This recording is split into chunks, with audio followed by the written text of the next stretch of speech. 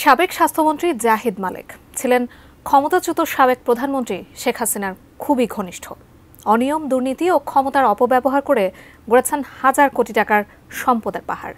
শুধু তাই নয়, স্ত্রী শাবানা নিজেই পাল্টেন চাঁদাবাজ, আর ছেলের গড়ে তোলা ক্যাডারেরা করত দখলদারি। এমন অভিযোগ রয়েছে তাদের বিরুদ্ধে। স্ত্রী, সন্তান, ফুফাতো ভাই আর আত্মীয় স্বজন দিয়ে মানিকগঞ্জ সদর এবং সাটুরিয়া উপজেলায় জাহিদ মালেক গড়ে তুলেছিলেন রাক্ষসী সিন্ডিকেট, যার ভয়ে তটস্থ থাকতেন এলাকার প্রতিটি মানুষ। মানিকগঞ্জ প্রতিনিধি মোহাম্মদ সুজন খন্দকারের পাঠানো তথ্যচিত্রে আরও জানাচ্ছেন এসআই রাজ। সাবেক স্বাস্থ্যমন্ত্রী জাহিদ মালেক ও তার পরিবারের বিরুদ্ধে ক্ষমতার অপব্যবহার, চাঁদাবাজি এবং অবৈধ সম্পদের পাহাড় গড়ার অভিযোগ উঠেছে। এমপি হওয়ার পথ ধরে এগিয়েছেন মন্ত্রিত্বের পথে আর গড়েছেন সম্পদের পাহাড়। অভিযোগ উঠেছে অজস্র অপকর্মের মাধ্যমে তিনি এই সম্পদের পাহাড় গড়েছেন। কোটা সংস্কার আন্দোলন ভয়াবহ আকার ধারণ করলে দেশত্যাগ করেন তিনি। এরপর আর দেশে ফিরে আসেননি। কোয়ালিটি সম্পন্ন আন্তর্জাতিক মানের CMT 500W CSRM committed for better still। স্থানীয়রা জানান, মানিকগঞ্জ ৩ আসনের 4 বারের সংসদ সদস্য জাহিদ মালেক, তার স্ত্রী শাবানা মালেক এবং ছেলে রাহাত মালেক শুভ্র মিলে একটি বিশাল রাক্ষসী সিন্ডিকেট গড়ে তোলেন।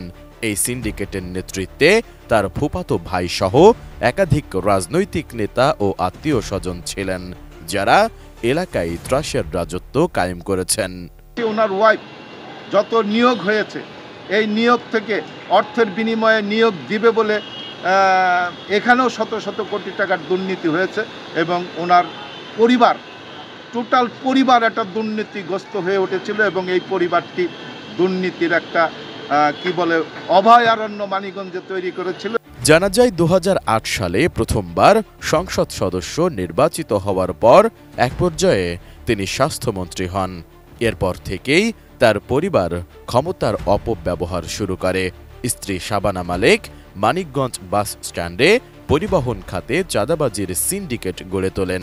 প্রথমে জেলা শ্রমিক লীগের সভাপতি বাবুল সরকারকে চাঁদা তোলার দায়িত্ব দেওয়া হলেও পরে সম্পর্কের অবনতি ঘটলে পৌর আওয়ামী লীগের সাধারণ সম্পাদক জাহিদুল ইসলামকে চাঁদা তোলার দায়িত্ব দেওয়া হয়। ওনার ওয়াইফ কমিশন বা এগুলো নিয়ন্ত্রণ করে কাজের মান নিম্ন করে এবং সাধারণ ঠিকাদারদের কাছ থেকে জোরপূর্বকভাবে ওনার পেটোয়া বাহিনী দিয়ে শত কোটি টাকা অবৈধভাবে অর্জন করেছেন। অন্যদিকে তার ছেলে রাহাত মালিক শুভ্র এলাকায় সন্ত্রাসী বাহিনী গঠন করে। জেলা ছাত্রলীগের সভাপতি সিফাত কোরাইশি সুমন ও ইফাত কোরাইশি ইমনের মাধ্যমে অবৈধ বালু ব্যবসা এবং জমি দখলের মতো কার্যক্রম চালায়। এমনকি সরকারি হাসপাতালে নিয়োগের নিয়ন্ত্রণ নিতেও অভিযোগ রয়েছে জাহিদ মালিকের নির্দেশে তার ফুফাতো ভাই মানিকগঞ্জ জেলা আওয়ামী লীগের সভাপতি ইসরাফিল হোসেন, সাধারণ সম্পাদক আফসার উদ্দিন সরকার, জেলা স্বেচ্ছাসেবক লীগের সভাপতি আবু বকর সিদ্দিক খান তুষার সহ একাধিক রাজনৈতিক নেতা মিলে দুর্নীতির মাধ্যমে বিপুল পরিমাণ সম্পদ আত্মসাৎ করেছেন। 16 বছরের আওয়ামী লীগের শাসনামলে তারা অবৈধভাবে জমি দখল, চাঁদাবাজি এবং টেন্ডার বাণিজ্যের মাধ্যমে সম্পদ গড়ে তুলেছেন। 2 মাথায় আমাদের 2500 টাকা চাঁদা দিতে হইতো।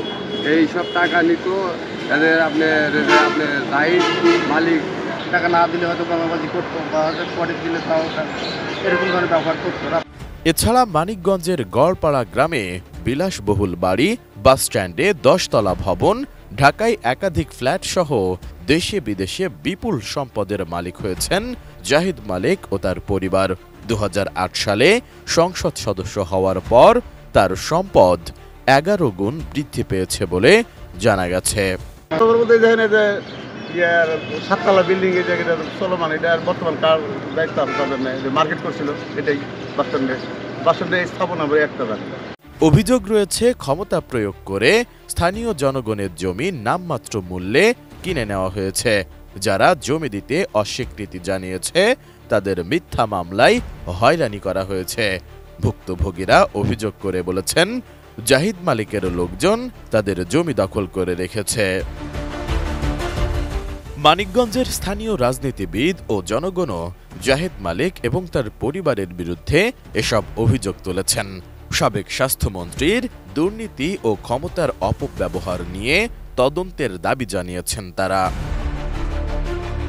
সরকার পতনের আগেই জাহিদ মালিক ও তার পরিবার ব্যাংকক পালিয়ে গেছেন বলে জানা গেছে। তবে এই বিষয়ে তার পরিবারের কোনো বক্তব্য পাওয়া যায়নি। আর এ বিষয়টি অ্যান্টি করাপশন কমিশন দেখছেন বলে জানালেন মানিকগঞ্জ জেলার নবাগত পুলিশ সুপার মোহাম্মদ বশির আহমেদ। সম্পত্তির বিষয়টা এটা অন্যান্য বিভাগ দেখতেছে, যারা তারা দেখতেছে, তো আমাদের সম্পত্তির বিষয়টা আমরা কি লাভ করবো? অ্যান্টি কারাপশন কমিশন আছে, ওনারা তো ইনকোয়ারি করতেছে আমি যেটুকু জানি। S I Raj, desk report, ATN news.